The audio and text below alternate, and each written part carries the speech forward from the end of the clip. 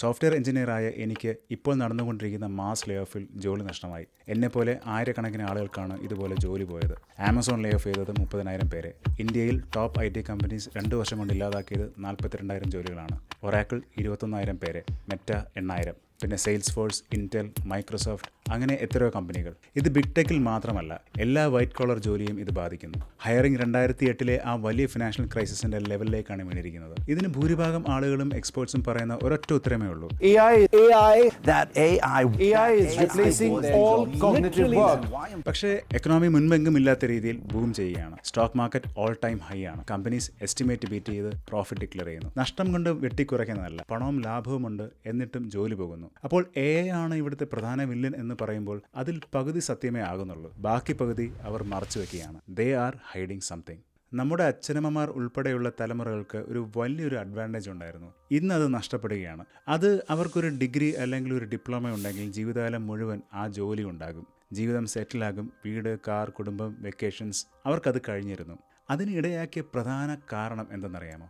അത് അവർക്ക് ജോലിയുടെ ആദ്യത്തെ ആ സ്റ്റെപ്പ്, ആ എൻട്രി ലെവൽ ജോലി, അത് കിട്ടി എന്നതാണ്.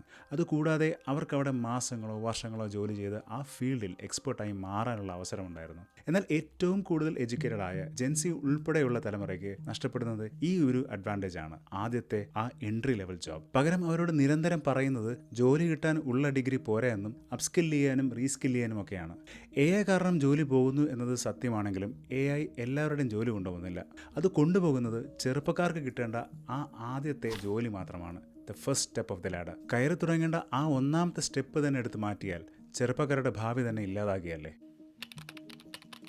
നമ്മൾ പൊതുവിൽ വിചാരിക്കുന്നത് ഒരു പുതിയ ടെക്നോളജി വരുമ്പോൾ ആദ്യം ജോലി പോകുക അധികം പഠിച്ചിട്ടില്ലാത്തവർക്കും സ്കിൽ ഇല്ലാത്തവർക്കും ഒക്കെയാണെന്നാണ്. ഇത്തവണ അത് സംഭവിക്കുന്നത് നേരെ തിരിച്ചാണ്. ഏറ്റവും കൂടുതൽ പഠിച്ച വൈറ്റ് കോളർ ജോലി ചെയ്യുന്നവരെ. ഇതെന്റെ അഭിപ്രായമല്ല. വേൾഡ് എക്കണോമിക് ഫോറത്തിന്റെ റിപ്പോർട്ടിൽ പറയുന്നത് ലോകത്തെ ചെറുപ്പക്കാരിൽ ഏകദേശം 3-ൽ 1 ഇപ്പോൾ AI ബാധിക്കുന്ന ജോലികളാണ്. അതിൽ ഏറ്റവും മുന്നിൽ ഫിനാൻസ്, IT, പ്രൊഫഷണൽ സർവീസസ്, നമ്മൾ ഏറ്റവും സേഫ് എന്ന് കരുതിയ ആ ജോലികൾ.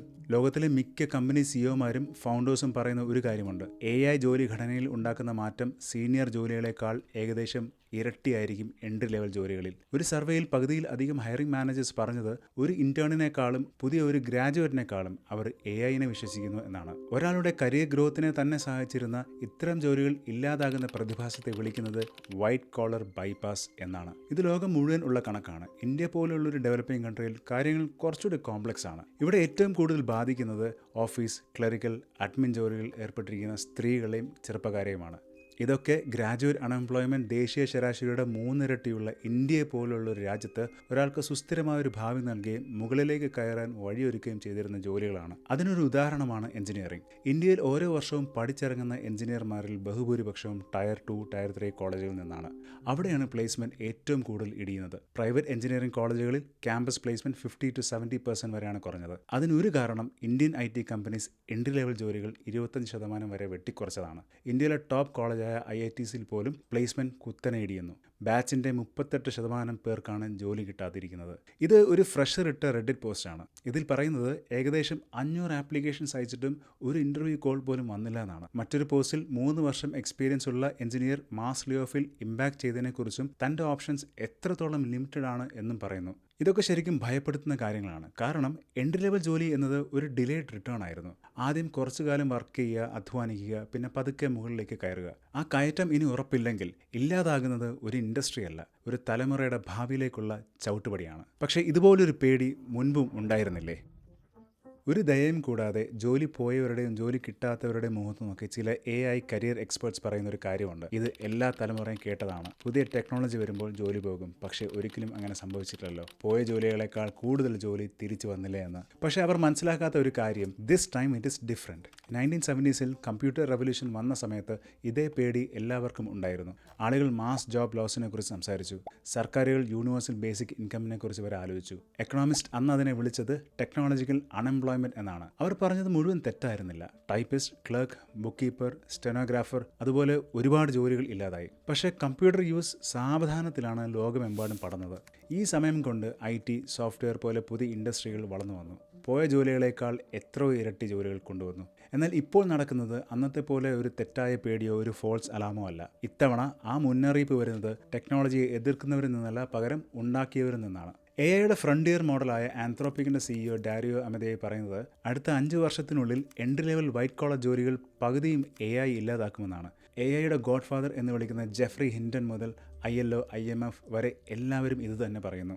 ഇനി കുറച്ചുകൂടി ഒപ്റ്റിമിസ്റ്റിക്കായ ഈ റിപ്പോർട്ട് നോക്കിയാൽ അതിൽ പോലും സമ്മതിക്കുന്നു 2030 ആകുമ്പോൾ ഏതാണ്ട് 10 കോടി ജോലികളാണ് ഇല്ലാതാവുന്നത്. മാത്രമല്ല, ഇന്ന് നമുക്കറിയാവുന്ന സ്കില്ലുകളിൽ ഏകദേശം 40% വെറും 5 വർഷം കൊണ്ട് കാലഹരണപ്പെടും. അന്നത്തെ കമ്പ്യൂട്ടർ റെവല്യൂഷനും ഇന്നത്തെ AI ടെക്നോളജി ഷിഫ്റ്റും തമ്മിൽ ഒരു ചെറിയ വ്യത്യാസമല്ല, 3 വലിയ വ്യത്യാസങ്ങളാണ്. അതിൽ അവസാനത്തതാണ് ഏറ്റവും പേടിപ്പെടുത്തുന്നത്. ഒന്ന്, കമ്പ്യൂട്ടർ കാരണം പോയ ജോലികൾ വളരെ ആവർത്തന വിരസതയുള്ള റെപ്പറ്റേറ്റീവ് സ്വഭാവമുള്ളവയായിരുന്നു. എന്നാൽ AI കൊണ്ടുപോകുന്നത് ചിന്തിക്കുന്ന ക്രിയേറ്റീവായിട്ടുള്ള ജോലികളാണ്. വർഷങ്ങളായി പറഞ്ഞിരുന്നത് ഏത് ടെക്നോളജി വന്നാലും ചിന്തയും ക്രിയേറ്റിവിറ്റിയും വേണ്ട ജോലികൾ സേഫ് ആണെന്നാണ്.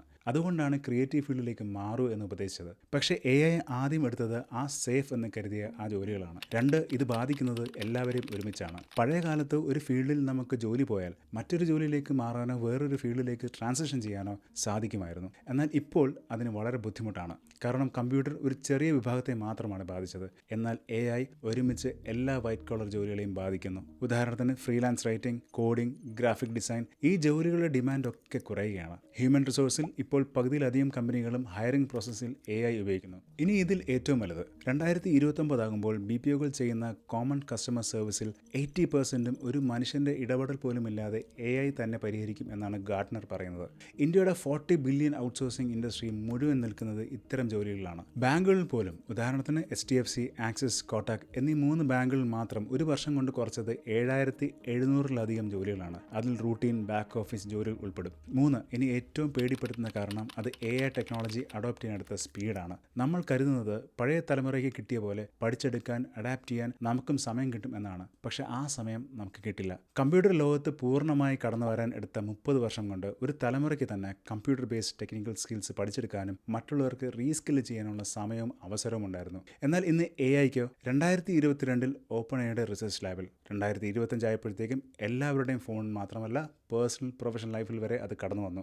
ഇതിനെടുത്തത് വെറും 2.5 വർഷം. സ്പീഡിനുള്ള മറ്റൊരു ഉദാഹരണം, നിങ്ങൾക്ക് ആ ഗിബ്ലി ട്രെൻഡ് ഓർക്കുന്നുണ്ടോ? ഹയോ മിയാസാക്കി എന്ന ആ ആർട്ടിസ്റ്റ് ആ സ്റ്റൈല് പെർഫെക്റ്റ് ചെയ്യാൻ 40 വർഷം എടുത്തു. ഒരു സ്റ്റുഡിയോ മുഴുവൻ അദ്ദേഹം ആളുകൾക്ക് ജോലി കൊടുത്തു. ChatGPT അത് വെറും ഒരു ക്ലിക്കിൽ കോടിക്കണക്കിന് ആളുകൾക്ക് അത് ഫ്രീ ആയിട്ട് നൽകി. വിൽ സ്മിത്ത് സ്പഗറ്റി കഴിക്കുന്ന ഈ AI വീഡിയോ ഈ അവസ്ഥയിൽ നിന്നും ഇത്രയും റിയലിസ്റ്റിക്കിലേക്ക് എത്താൻ എടുത്തത് വെറും 2 വർഷം മാത്രമാണ്. പരസ്യങ്ങളിലും മൂവീസിലും ഇപ്പോൾ AI ഉപയോഗിക്കുന്നത് ഇപ്പോൾ നോർമലൈസ്ഡായി. ആ സേഫ് ക്രിയേറ്റീവ് ഫീൽഡിൽ മുഴുവൻ ഇപ്പോൾ AI കടന്നു വന്നു കഴിഞ്ഞു. ഇതൊക്കെ കുറച്ച് മാസം മുൻപ് വരെ അസാധ്യമായ കാര്യങ്ങളായിരുന്നു. ഇനി ഒരു 5-10 വർഷം ഇമാജിൻ ചെയ്യൂ. പഴയ കാലത്ത് ജോലി തിരിച്ചു വന്നത് ആളുകൾക്ക് സമയം ഉള്ളതുകൊണ്ടായിരുന്നു. എന്നാൽ ഇത്തവണ ഇല്ലാത്തത് അതാണ്, സമയം. എന്നാൽ ഈ സമയം ഇല്ലാതാക്കിയത് AI മാത്രമാണോ? AI വന്നതുകൊണ്ടാണ് നമ്മളൊക്കെ റീപ്ലേസബിൾ ആയെന്നുള്ളൊരു നറേറ്റീവ് തെറ്റാണ്. അതിനെത്ര മുൻപേ തന്നെ നമ്മളൊക്കെ റീപ്ലേസബിൾ ആയിക്കഴിഞ്ഞിരുന്നു. നമ്മുടെ സാധാരണ കുടുംബങ്ങളുടെ സ്വപ്നം 2 കാര്യത്തിൻ്റെ മുകളിലാണ് പണിതത്. ഒന്നാമത്തത് ചീപ്പ് ലേബർ. IT-യുടെ കാര്യം തന്നെ എടുക്കാം. 98-ലെ Y2K പ്രശ്നത്തിന് ശേഷം ലോകം മുഴുവൻ കുറഞ്ഞ ചെലവിൽ കോഡ് എഴുതിക്കാൻ ഇന്ത്യയിലേക്ക് വന്നു. അങ്ങനെ TCS, ഇൻഫോസിസ് $1 ബില്യൺ കമ്പനികളായി മാറി. എത്ര കുറഞ്ഞ ചെലവിൽ? 2000-ൽ ഒരു അമേരിക്കൻ പ്രോഗ്രാമിൻ്റെ സ്റ്റാർട്ടിംഗ് സാലറി $40,800 ആണ്. ഇന്ന് ഒരു IT ഫ്രഷറിന് കിട്ടുന്നത് 3 ലക്ഷം രൂപ മാത്രമാണ്, ഏകദേശം $3,700. 26 വർഷം മുൻപത്തെ അമേരിക്കൻ ശമ്പളത്തിൻ്റെ 10-1. പക്ഷേ ആ മോഡൽ എന്തായിരുന്നു? ഒരുപാട് ഫ്രഷേഴ്സിനെ കുറഞ്ഞ ശമ്പളത്തിലെടുക്കുക, ബേസിക്കായ വർക്ക് മാത്രം ചെയ്യിപ്പിക്കുക, അപ്സ്കില്ലിനുള്ള ഓപ്പർച്യൂണിറ്റീസ് കുറവായിരിക്കുക. അതായത് ഇവരെപ്പോഴും റീപ്ലേസബിൾ ആയിരിക്കും. അതായിരുന്നു ആ IT ബോഡി ഷോപ്പ് മോഡൽ. അതായിരുന്നു അതിൻ്റെ ലാഭവും. ഇത് IT-യിൽ മാത്രമല്ല, BPO, back office, call centre എല്ലാം ഇതേ മോഡലാണ്, ചീപ്പ് റീപ്ലേസബിൾ ജോലികൾ. അപ്പോൾ AI ആദ്യം ടാർഗറ്റ് ചെയ്യുന്നത് ഇത്തരം ബേസിക് ജോലികളെയാണ്. രണ്ടാമത്തത് സ്കില്ല് കുറവുള്ള ഔട്ട്ഡേറ്റഡ് ആയ സിലബസ് ഉള്ള ഡിഗ്രികളാണ്. നമ്മളൊരു തലമുറയെ മുഴുവൻ ഡിഗ്രി എടുക്കാനാണ് പഠിപ്പിച്ചത്, സ്കില്ലുണ്ടാക്കാനല്ല. എഞ്ചിനീയറിംഗ് ആണ് ഇതിൽ ഏറ്റവും വലിയ ഉദാഹരണം. വർഷം 15 ലക്ഷം എഞ്ചിനീയർമാർ ഇറങ്ങുന്നു. കോളേജുകളിൽ ഇന്നും പഠിപ്പിക്കുന്നത് പഴയ സിലബസ് തന്നെ. AI മെഷീൻ ലേണിങ്ങും ഇപ്പോഴും ഫോർമൽ കരിക്കുലത്തിൽ ഇല്ല എന്നത് എഞ്ചിനീയറിംഗ് വിദ്യാർത്ഥികൾ തന്നെ പറയുന്നതാണ്. അതുകൊണ്ട് ഡിഗ്രി കഴിഞ്ഞ് ജോലിക്ക് വേണ്ട സ്കില്ല് പഠിക്കാൻ വീണ്ടും കാശ് മുടക്കേണ്ടി വരുന്നു, ബൂട്ട് ക്യാമ്പുകളുടെ രൂപത്തിൽ. ഞാനും ഒരു എഞ്ചിനീയറിംഗ് ഗ്രാജുവേറ്റാണ്. എഞ്ചിനീയറിംഗ് കഴിഞ്ഞ് ബാങ്കിൽ കുറച്ച് നാൾ ജോലി ചെയ്തതിന് ശേഷം വീണ്ടും കാശ് കൊടുത്തൊരു ബൂട്ട് ക്യാമ്പിൽ ജോയിൻ ചെയ്തു. അതിനുശേഷമാണ് ഒരു സോഫ്റ്റ്വെയർ എഞ്ചിനീയർ ആവാനുള്ള സ്കില്ല് നേടിയതും വർക്ക് ചെയ്യാൻ തുടങ്ങിയതും. ഇതുപോലെ ധാരാളം ബൂട്ട് ക്യാമ്പ്സ് ഇന്ത്യയിലും കേരളത്തിലുമുണ്ട്. ഡിഗ്രി കയ്യിലുണ്ട്, പക്ഷേ വേണ്ട സ്കില്ലില്ല. അതായത് AI അല്ല നമ്മൾ റീപ്ലേസബിൾ ആക്കിയത്. വില കുറഞ്ഞ ലേബറും സ്കില്ലില്ലാത്ത ഡിഗ്രിയും കൊണ്ട് പണിത ഈ മുഴുവൻ മോഡലാണ്. AI അത് വിളിച്ചത് കൊണ്ടുവന്നു എന്ന് മാത്രം. ഇനി കേരളത്തിലേക്ക് വന്നാൽ കാര്യങ്ങൾ കുറച്ചുകൂടി കോംപ്ലിക്കേറ്റഡ് ആണ്. നമ്മൾ മലയാളികൾ ഏറ്റവും അഭിമാനിക്കുന്ന ഒരു കാര്യമുണ്ട്, നമ്മുടെ വിദ്യാഭ്യാസം. രാജ്യത്ത് തന്നെ ഒന്നാമത്. നമ്മൾ കരുതുന്നു അതാണ് നമ്മുടെ ഏറ്റവും വലിയ ബലമെന്ന്. പക്ഷേ അത് തന്നെയാണ് നമ്മുടെ ഏറ്റവും വലിയ ട്രാപ്പും. കാരണം ആ വിദ്യാഭ്യാസം കൊണ്ട്, ആ എംപ്ലോയബിലിറ്റി കൊണ്ട് തന്നെയാണ് നമ്മുടെ ചെറുപ്പക്കാർ ജോലി തേടി കേരളത്തിന് പുറത്തേക്ക് പോകേണ്ടി വരുന്നത്. അവർ പോയത് ബാംഗ്ലൂർ, ചെന്നൈ, ഹൈദരാബാദ് പോലെയുള്ള ഇന്ത്യൻ സിറ്റീസിലാണ്. മറ്റുള്ളവർ ഗൾഫിലേക്ക്. ടെക്നോ പാർക്കും ഇൻഫോ പാർക്കും കൂടി ഇവിടെ കൊടുക്കുന്നത് 1.5 ലക്ഷം ജോലി മാത്രം. അതായത് നമുക്ക് ജോലിക്കായി ഉണ്ടായിരുന്ന 2 പ്രധാന വഴികൾ. ഒന്നാമത്തത് ബാംഗ്ലൂർ പോലെയുള്ള മെട്രോ സിറ്റീസിലെ സ്കിൽ ബേസ് വൈറ്റ് കോളർ ജോലികൾ. രണ്ടാമത്തത് ഗൾഫ്. ഇപ്പോൾ ആ 2 വഴികളും അടയുകയാണ്. ഒന്ന്, AI മൂലം ജോലികളില്ലാതാകുന്നു. 2, ലോക്കലൈസേഷൻ മൂലം ഗൾഫിലേക്കുള്ള മൈഗ്രേഷൻ അടയുന്നു. ഇനി ഒരു മൂന്നാമതൊരു വഴി കൂടി ഉണ്ടായിരുന്നു, ജോലിക്കായി മറ്റ് വിദേശ രാജ്യങ്ങളിലേക്ക്. ഞാൻ ആ വഴിയാണ് തിരഞ്ഞെടുത്തത്. ഓസ്ട്രേലിയയിലേക്ക് വന്നു, സോഫ്റ്റ്വെയർ എഞ്ചിനീയറായി. എന്നാൽ ഇവിടുത്തെ ജോബ് മാർക്കറ്റും ഇപ്പോൾ ഏതാണ്ട് ഡെഡാണ്. കേരളത്തിൽ ഇപ്പോൾ 23 ലക്ഷം പേർ ജോലിക്കായി എംപ്ലോയ്മെൻറ്റ് എക്സ്ചേഞ്ചിൽ പേര് രജിസ്റ്റർ ചെയ്ത് കാത്തിരിക്കുന്നു. അതിൽ 94% പേർക്കും SSLCയോ അതിന് മുകളിലുള്ള ക്വാളിഫിക്കേഷനോ ഉണ്ട്. 22% പേർ ബിടെക്കുകാർ. ഇത് കേരള സർക്കാരിൻ്റെ 2025 എക്കണോമിക് റിവ്യൂവിലെ കണക്കാണ്. കേരളത്തിലെ മിക്ക ചെറിയ പട്ടണങ്ങളിലും DTP centre, design shops, video editing studio, accounting, tax filing, content writing, ഇങ്ങനെ ചിന്താശേഷി ഉപയോഗിച്ച് ജോലി ചെയ്ത് ജീവിക്കുന്ന ആയിരക്കണക്കിന് ആളുകളുണ്ട്. മിക്കവരും ഫ്രീലാൻസോ സ്വന്തം സ്ഥാപനങ്ങളോ. AI ഈ ജോലികളെ ബാധിക്കുമ്പോൾ നേരിട്ടുള്ള ജോലി മാത്രമല്ല പോകുന്നത്. ആ കടകളെ ആശ്രയിച്ച് ജീവിക്കുന്ന പ്രിന്റ് ഷോപ്പ്, ഡെലിവറി, ഹോട്ടൽസ്, അങ്ങനെ പരോക്ഷമായ പല ജോലികളെയും ഇത് ബാധിക്കും. ഒരു ചെറിയ പട്ടണത്തിൻ്റെ എക്കണോമി തന്നെ ഇങ്ങനെ ഇല്ലാതാകുന്നു. നമ്മളൊക്കെ വിചാരിക്കുന്നത് AI ഈ ജോലികളൊക്കെ ഏറ്റെടുത്ത് കഴിഞ്ഞു, അതുകൊണ്ടാണ് ആളുകളെ പിരിച്ചുവിടുന്നത് എന്നാണ്. എന്നാൽ അങ്ങനെയല്ല. പല കമ്പനികളും ആളുകളെ പിരിച്ചുവിടുന്നത് AI ഇപ്പോൾ ആ ജോലി ചെയ്യുന്നത് കൊണ്ടല്ല. AI നാളെ അത് ചെയ്യുമെന്ന പ്രതീക്ഷയിലാണ്. കമ്പനികൾ ആളെ പിരിച്ചുവിടുന്നത് AIയുടെ പെർഫോമൻസ് കൊണ്ടല്ല, അതിൻ്റെ പൊട്ടൻഷ്യൽ കൊണ്ടാണ്. അതായത് കമ്പനികൾക്ക് ചിലവ് കുറയ്ക്കണം. അതിന് AI ഒരു നല്ലൊരു എക്സ്ക്യൂസാണ്. മൈക്രോസോഫ്റ്റ് 15,000 പേരെയാണ് പിരിച്ചുവിട്ടത്. അതേ വർഷം തന്നെയാണ് അവർ റെക്കോർഡ് പ്രോഫിറ്റ് ഡിക്ലെയർ ചെയ്തത്. CEO സത്യ നദല്ലയുടെ ആ വർഷത്തെ ശമ്പളം $96.5 മില്യൺ ആണ്. നമ്മുടെ നാട്ടിൽ TCS 12,000 പേരെ വെട്ടിക്കുറച്ചു.